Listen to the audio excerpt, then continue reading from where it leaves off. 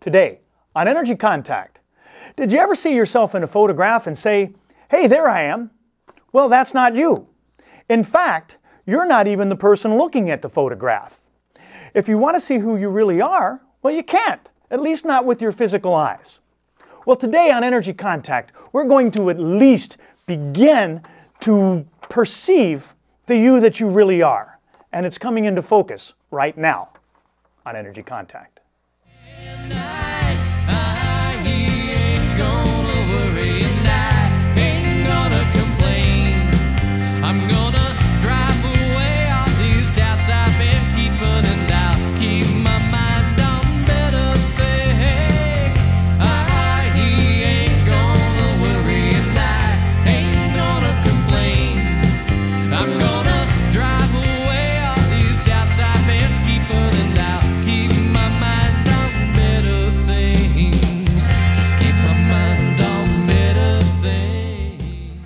Hello, and welcome to Energy Contact. My name is Joseph Willenbrink.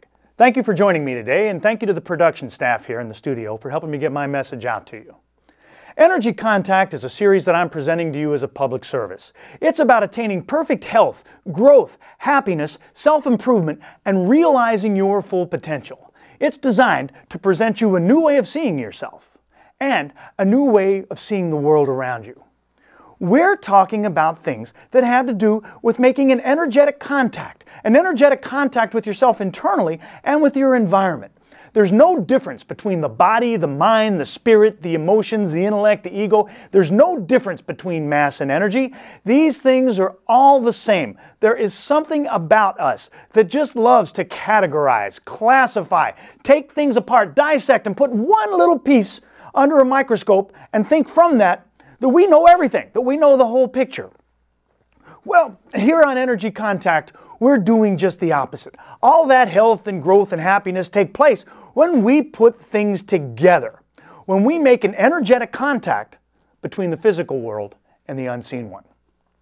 We're presenting on these programs a brand new paradigm that's thousands of years old. We're presenting extraordinary topics for ordinary people. And let's move forward with that. Let's bring up our first slide. Everyone please understand that I am not a doctor.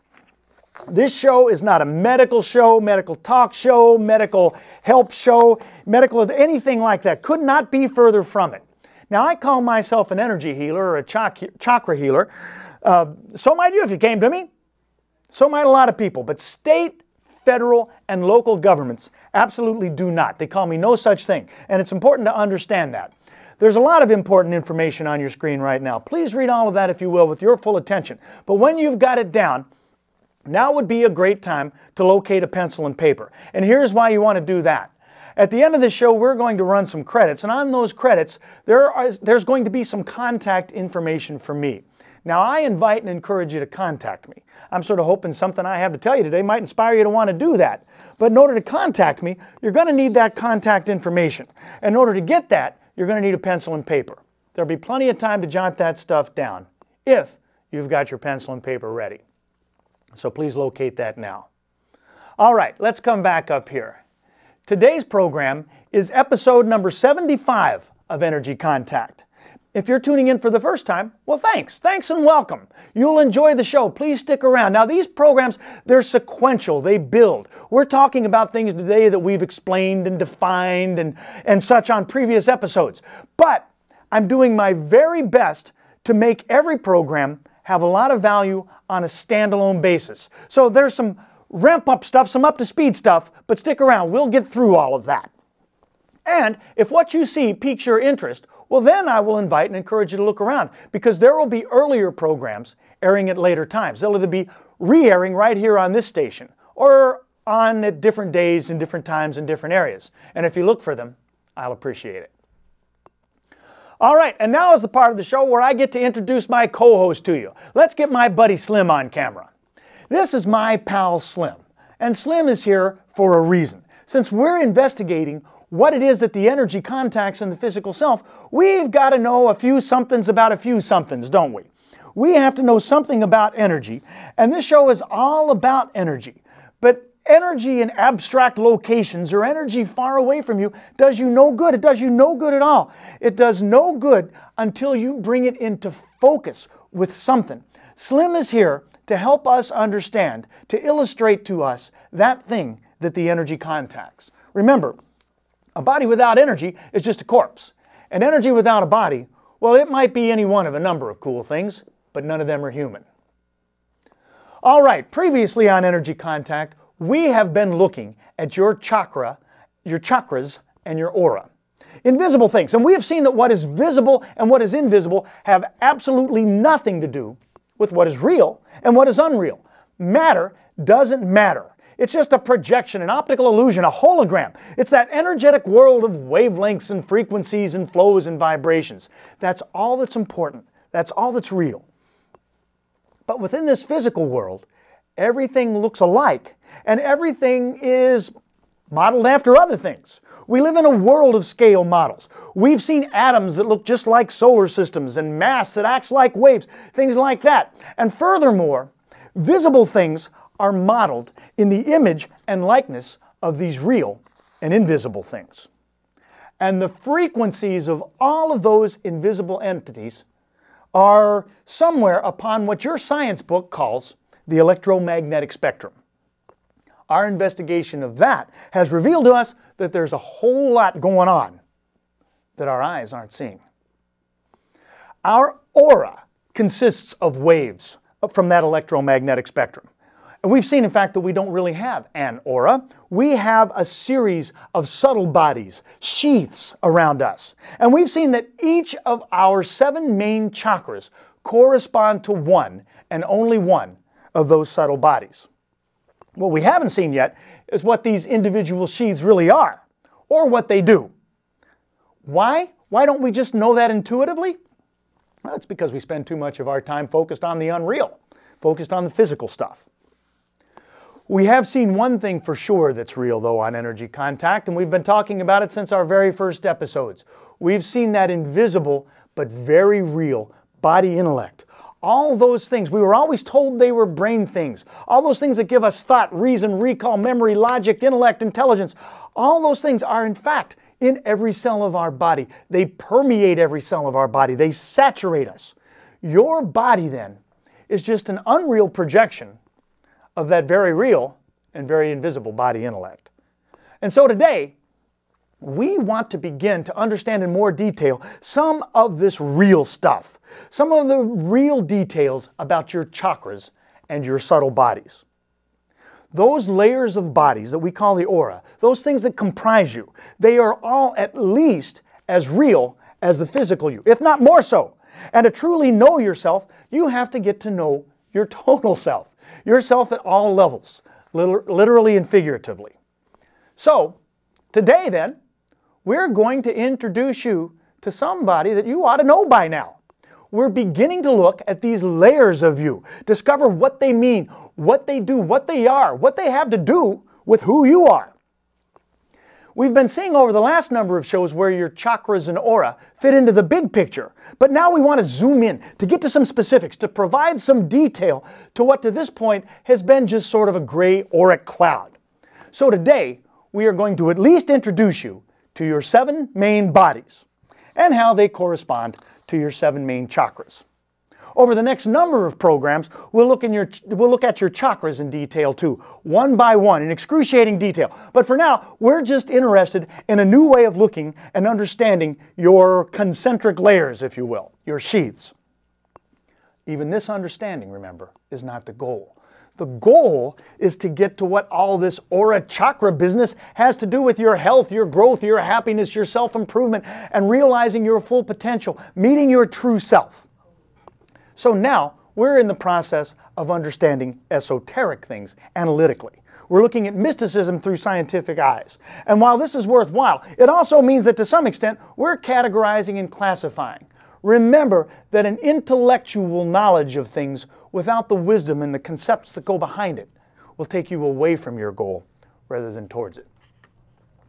All right, so that's where we're headed today. But first, we've reached the part of the program where we get to stop for a second. Take a deep breath. Close your eyes if you're in a place where you can do that, because we have arrived at the part of the program where we get to take our virtual field trip, our journey in our mind's eye. Today, we're not going very far. We're going to visualize that there you are in your kitchen. You're getting ready to prepare a meal, let's say, and you're getting ready to slice an onion. But because you've been watching Energy Contact, you decide rather than to slice it, you're going to peel it layer by layers in a sort of a concentric circles fashion. And so you carefully cut and remove that outer layer. And then you see the layer inside, and it looks identical. So you cut it away very carefully too. And the next layer looks identical too, and you cut that away, and the next layer is identical, and on it goes. And other than the fact that the onion is getting successively smaller, every layer looks identical to the layer before it. And now finally, you've reached the middle. You're at the core. And as you cut and remove that, you're anxious to see it with this new way of looking at things. And so there it is. It's your core. And what is it? Well, it's nothing. There's nothing there. Nothing left. Nothing, at least, that you can see. And so you pause for a second to wonder if it's the something on the outside that created the nothing in the middle, or if it's the nothing in the middle that somehow found a way to put a physical sheath around itself. Hold that thought. Today, my friends, is an auspicious day. As I mentioned earlier, today is episode number 75 of Energy Contact. It's our diamond anniversary. And so to celebrate, I am going to tell you the meaning of life. Review it, actually. It's what the whole world has been looking to understand for centuries, and I'm going to explain it to you all in about the next 5 seconds. You ready? Here goes. According to those old yogis, and we have seen that they're pretty bright guys, the purpose of life is to realize your real self, your true self, what you've always been all along. Okay, that's it. We're done. And now you're thinking, okay, smart guy, thanks a lot. But what does that mean, your real self, your true self, and what you've always been all along? Now we're getting down to it. And I'm not going to tell you what you've always been all along. You're going to have to figure that one out for yourself. But I will tell you how to get there. Here goes. In order to understand the real, to discover the real, you have to first weed out the unreal. In order to do that, you have to turn down the noise, turn down the chatter, the worldly distractions that carry you off of your focus. But in order to turn down the noise, you have to empty the mind completely, wring it out like a sponge, get it down to zero thoughts. But wait a second. The mind doesn't go down to zero thoughts very easily. It's like a wild stallion. It's difficult to tame. So you won't get to zero, but you might get down to one thought. The next best thing to zero is one. And fortunately for us, that's close enough. And now you know why yogis meditate and what the mantra is for. It's to get that mind down to that one thought. Now the mind, as we have seen, tends to take the shape and form of that thing upon which it is focused. And so, if you're only going to have one thought in your mind, you may as well make it a good one, which explains the mantra even further. So, we just want to sit still with our only one good thought and be very quiet. We want to meditate, focus. But in order to do that, the body has to be healthy. It has to be free from pain. How are you going to focus your mind on a transcendental thought if you got an aching back or a headache or your knee hurts? And now you know another great truth. You know why yogis, who of all people are the people that preach the meaninglessness of this whole physical world, why they're the ones that exercise all day. Why they're the ones that invented exercise. That's not why the people in your neighborhood are doing yoga, but that's what it's for. And now you know not only the meaning of life, but you know a little bit of how to get there. Now keep in mind, when I'm talking about those old yogis, that the term yogi does not refer to those people over at your neighborhood yoga studio. Yoga exercises are a very small subset of a true yogi's full range of spiritual pursuits. Yogis are about unification and creating space, which is the opposite of what much physical exercise is, huh? Physical exercise is a lot of times it's about separation and compression, two of the main sources of pain we've discovered on Energy Contact. And so now you know that many of those so-called yoga classes aren't teaching yoga at all. But you are learning a little yoga, a little chakra yoga, right here on Energy Contact. Okay, so we're going forward into new directions, which of course means here that we're going to do some review. Way back when we first started talking about the energetic you on Energy Contact, we introduced a mystical energy called Kundalini Shakti. And we looked at something called the Sushumna Nadi. Let's bring that up again and take another look at it. We've seen that the Sushumna Nadi is an energetic pipeline through us. See that thing on the left of your screen? Excuse me, the right of your screen there? That's a Sushumna Nadi, that skinny little vertical pole in the middle with some chakras around it. Now you can think of a nadi as basically an energy vein or an energy artery. The Sushumna is just the biggest of them. Really, it's just that skinny pole as mentioned, and it's roughly in an equivalent space as our spine. It goes along about the same path as our spine does. That other thing on your screen, that medical symbol, that's called a caduceus, and that's where it came from. It is a homologue, a model of the Sushumna and the spine. And those snakes on it actually represent a couple of other nadis that we'll look at in the future. And those dots on it represent things called chakras. All right, let's come back up here. So when we get to chakras and Sushumnas, that brings us back to our story of Shiva and Shakti, which is a parable to describe how energy flows in us, an old ancient yogic parable. Let's review that quickly. Once upon a time, there was this lady named Shakti, and she had this boyfriend named Shiva, and she was very far away from him, but she wanted to be reunited with him very badly. But Shiva wasn't moving, so Shakti knew if she wanted to find him, it was up to her. And in order to do that, she had to go on a journey. And in order to complete the journey, she had to get past obstacles, perils, tests, things like that. And just like in a video game, her reward for doing well at one level was to rise up to a newer and harder level.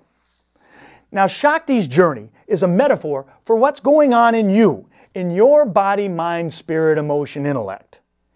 It's a parable, not only, but it's the foundation parable upon which chakra yoga, kundalini yoga, tantra yoga is based. And that place where she's caught, where she's stuck, that place from where she must begin, well, that is analogous to your pelvis, to your hips. And the pipeline upon which she must travel is the Sushumna Nadi, going up roughly equivalent to your spine.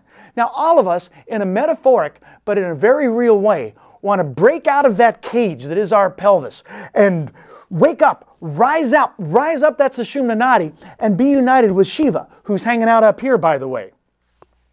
But there's more going on in Shakti's story than chakras and Sushumnas. There are bodies and layers and energy fields with her. Shakti has to move through fields of something.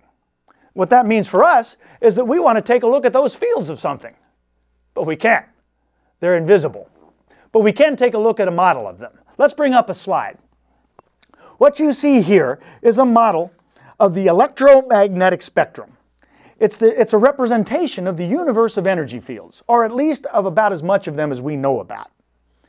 Now, of the entire universe of wavelengths going through you, represented by that entire gray bar covering the top of your screen, going across the top of your screen, and out of that entire universe of wavelengths going into you, out of you, through you right now, the only thing that you can see, the only thing that you're aware of in a physical sense is that tiny little white area in the middle with a little red circle around it with those rainbow colors coming out of us, which tells us that there are a lot of very real things going on in the universe of which our physical senses have no perception whatsoever. Other than that little area, the other 99.9999% of everything going on is completely unintelligible to us. So when you hear people say things like, well, if I can't see it, I don't believe it. Well, it's pretty dumb, isn't it? There's something, even in that little area in the middle, there's something false or ambiguous about that. That is ostensibly made of the 7 colors of the rainbow, all in that little section. You see those rainbow colors coming out of that.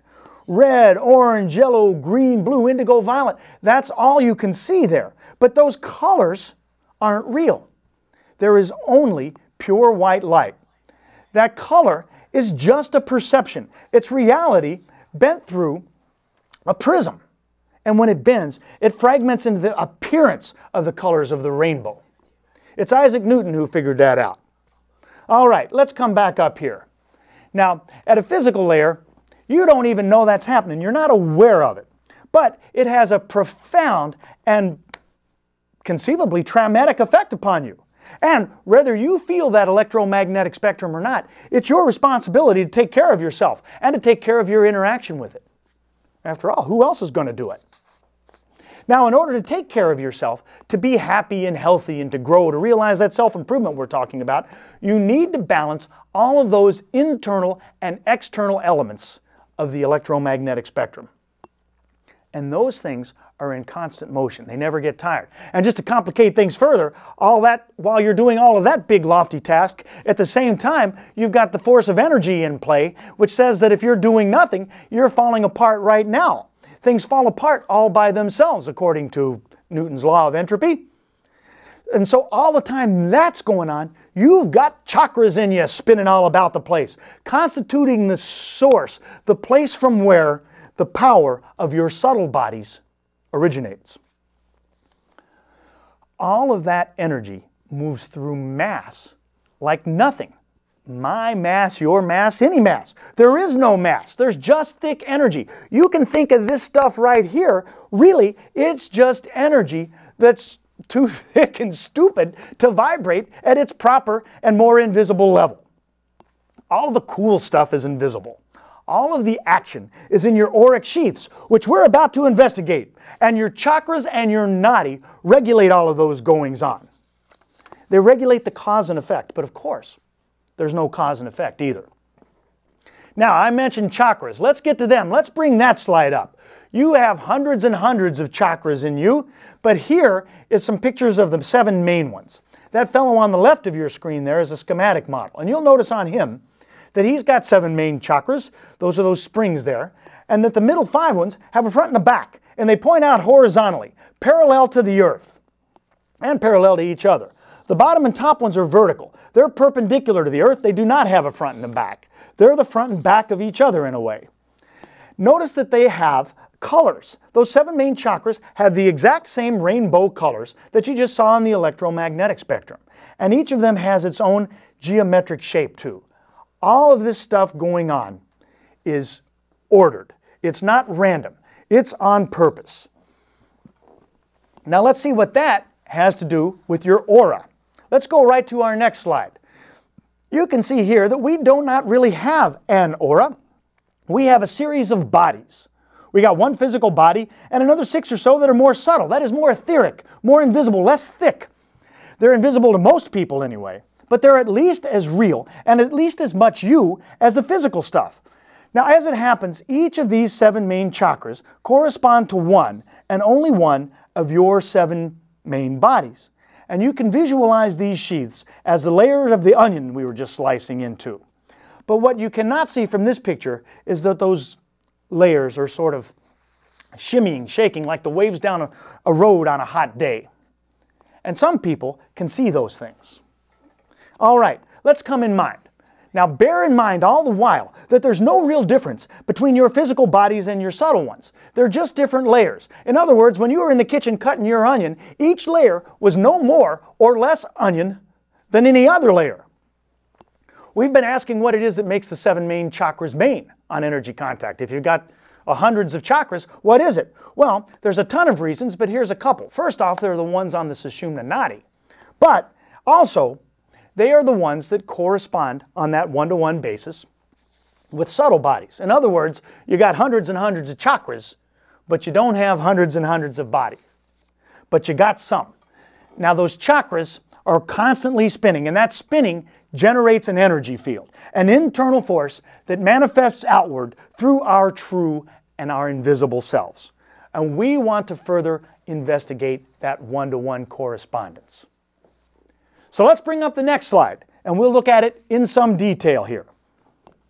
You can see from this picture on your screen that not only are there names for these different bodies, but that the names are descriptive for what they do. And you can see a bit of what Shakti, in her journey, has to address on each step of the way.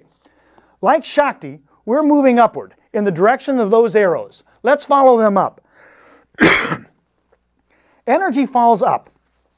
We always look from the bottom up, and the first thing that we notice are that the colors correspond to the colors of that visible portion of the electromagnetic spectrum. Can you see that? Going upwards, red, orange, yellow, green, blue, indigo, violet. All right, let's get specific. Notice down on the bottom of that fellow there, that red root chakra corresponds to the physical body. And that's profoundly important because it means that every physical thing going on with you is caused at and solved by and involved with the very root of you.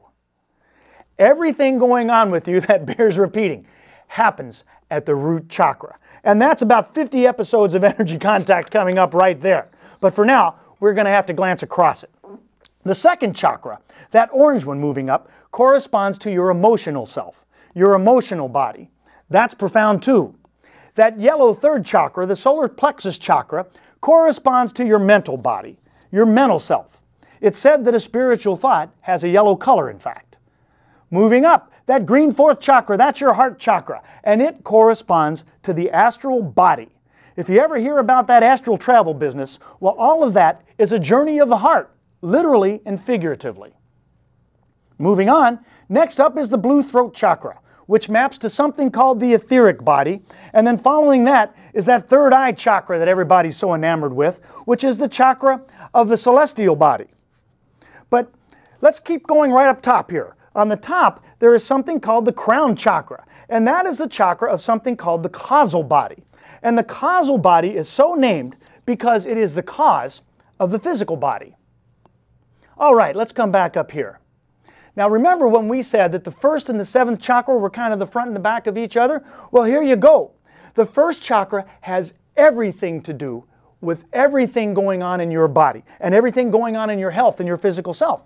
And the second chakra, or the seventh chakra, excuse me, has everything to do with the fact that you even have a physical self.